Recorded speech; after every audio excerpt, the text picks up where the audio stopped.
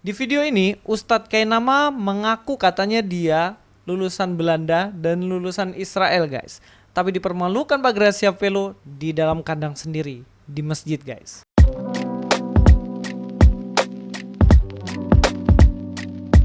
Assalamualaikum, selamat datang kembali di channel ini. Kita akan langsung aja bahas mengenai Ustadz Kainama, yang mana beliau mengaku katanya lulusan dari Belanda dan juga katanya lulusan dari Israel. Tapi dari statementnya ini justru menjadi senjata makan tuan bagi dirinya, karena pas lagi ada ceramah di salah satu masjid, tempatnya di Gadang, guys.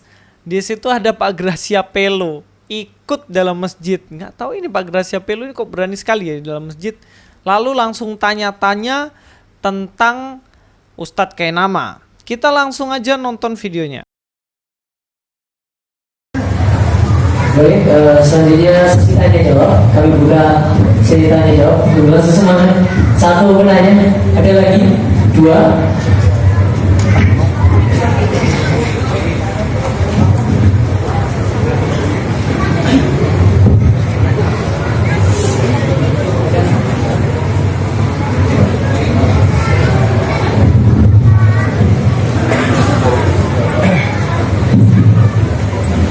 Assalamualaikum warahmatullahi wabarakatuh. Saya perkenalkan, saya bukan orang Muslim. Saya Kristen. Ini terjadi di masjid di Gadang, Malang. Kalau orang Malang pasti tahu nih Gadang mana. Kalau naik angkot ada tulisan G, nah itu nanti Gadang gitu, guys. GL, Landung Sari Gadang. Jadi ya Gadang lah ya. Di masjid itu waktu itu Pak Kainama dia sedang mengadakan ya mungkin seminar lah atau ceramah begitu, dan mengadakan sesi tanya jawab. Disitulah Pak Gracia Pelo menanyai Ustadz Kainama. Kita langsung aja cek apa yang ditanyakannya. Dan dari tadi saya dengar, ada beberapa koreksi bahasa Ibrani yang Anda sebut, tapi bagi saya itu nggak terlalu penting ya. Terima kasih. Mahmadin itu kata kerja. Artinya ketertarikan antar lawan jenis, bukan kata benda atau nama seseorang. Tapi itu nggak terlalu teknis. Yang saya ingin tanyakan begini. Bagian yang pertama ini, Pak Gracia Pelo dia sekalipun masuk ke situ dia menyatakan dirinya adalah seorang Kristen. Jadi jelas ya, yang berhadapan dengan Ustadz Kainama adalah Pak Gracia Pelo yang mengaku bahwa dirinya memang Kristen. Dan di situ beliau mengoreksi mengenai kata Mahmadim yang merupakan kata kerja. Sedangkan memang suka diklaim sama Ustadz Kainama bahwa Mahmadim itu nama orang. Padahal Mahmadim itu artinya menarik hati ya. Sungguh amat menarik begitu. Nah, bukan nama orang. Jadi beda ya, kayak misalnya, wih, perempuan itu sangat menarik hatiku. Apakah kata menarik itu nama dari perempuan itu? Ya enggak, kalau nama tuh Kartini begitu kan. Susi Puji Astuti begitu kan. Edi Prabowo. Nah, itu nama. Tapi kalau tertarik, menarik hati dan lain sebagainya itu bukan nama. Nah, itu yang dijelaskan oleh Pak Gracia Pelo. Saya sudah membahas ini dalam beberapa video, silahkan cari aja di playlist, pasti ketemu di Apologetika ya guys ya. Kita lanjut aja nonton videonya, kemana kita akan mengarahkan hal ini. Apakah benar Anda itu sekolah biologi di Belanda S2 itu dan di Israel? Betul. Sekolah di Belanda itu sambungan dari teologi liturgia. Ya, berarti Anda sekolah di Belanda. Sekolah di Belanda itu sambungan dari teologi liturgia. Ya, berarti Anda sekolah di Belanda. Sekolah di Belanda itu sambungan dari teologi liturgia. Ya, berarti Anda sekolah di Belanda. Pak Gracia Pelo skakmat di situ. Beliau menanyakan, benarkah Anda kuliah di Belanda? Lalu beliau mengatakan pada akhirnya mungkin sudah ketahuan ya kalau di Belanda nggak mungkin gitu. Akhirnya dia bilang, oh sekolah di Belanda itu sambungan dari sekolah teologia liturgia.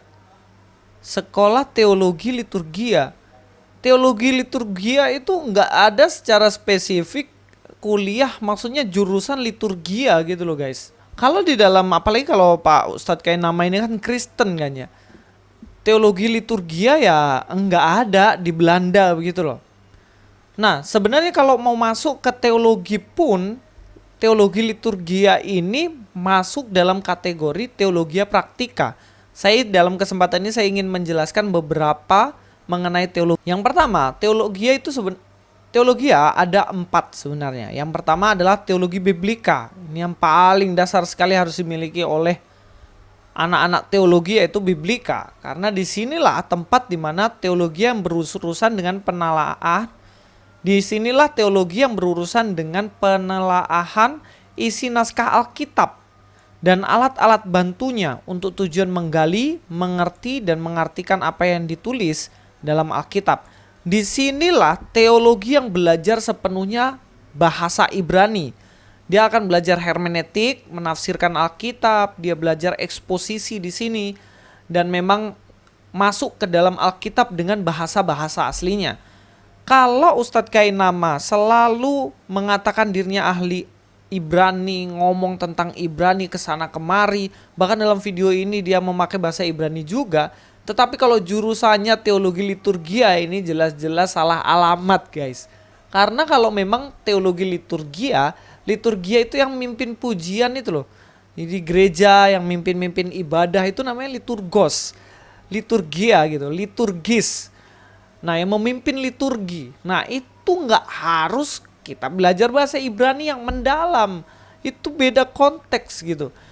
Kalaupun dia menyampaikan tentang Ibrani sedangkan jurusannya teologi liturgia, itu jelas nggak nyambung. Kecuali Ustadz Kainama belajar sepenuhnya di teologi biblika gitu loh. Jadi dari sini aja sebenarnya udah nggak nyambung. Nah, yang pertama adalah teologi biblika. Yang kedua apa? Yang kedua adalah teologi historika atau sejarah, teologi yang berurusan dengan sejarah umat manusia, Alkitab, dan gereja untuk tujuan mengikuti dan menyelidiki perkembangan iman, teologia, dan sejarahnya dari zaman ke zaman. Sejarah seperti adanya konsili Nikea, sejarah seperti rapat-rapat mengenai melawan bidat-bidat zaman itu, sejarah bagaimana adanya Wanes dan lain-lain, itu masuk ke teologi historika. Jadi kalau anak teologi itu harus belajar teologi biblika, tapi dia juga harus belajar historika. Kenapa bisa timbul biblika itu pasti ada sejarahnya. Yang ketiga adalah teologi sistematika. Doktrin iman Kristen, teologi yang berurusan dengan penataan doktrin-doktrin dalam Alkitab menurut suatu tatanan logis untuk tujuan menemukan, merumuskan, memegang, dan mempertahankan dasar pengajaran iman Kristen dan tindakan sesuai dengan Alkitab.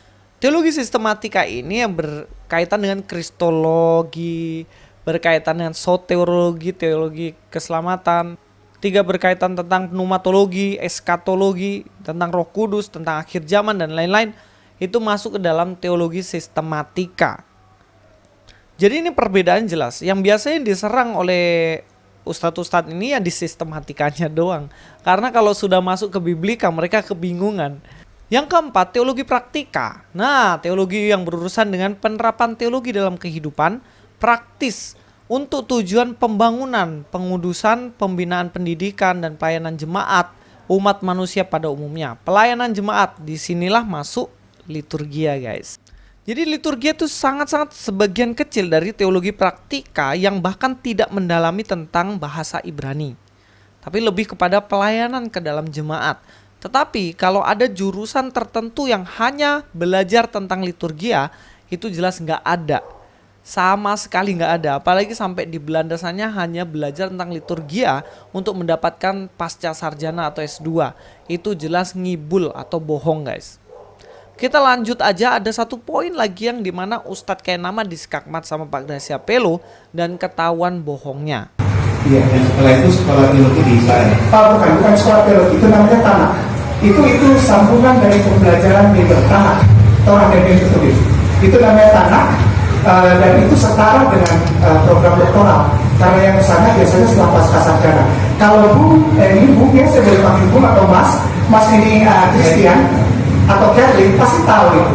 Tanah yang di Haifa itu adalah pembelajaran yang lepas dari S2. Di sini skakmatnya gini guys, Pak Gracia Pelo tanya langsung, benarkah Anda sekolah di Haifa, Israel? Dan jawabannya adalah ya, karena kalian sudah ketahuan. Dia bilang, oh itu sekolah Tanak katanya.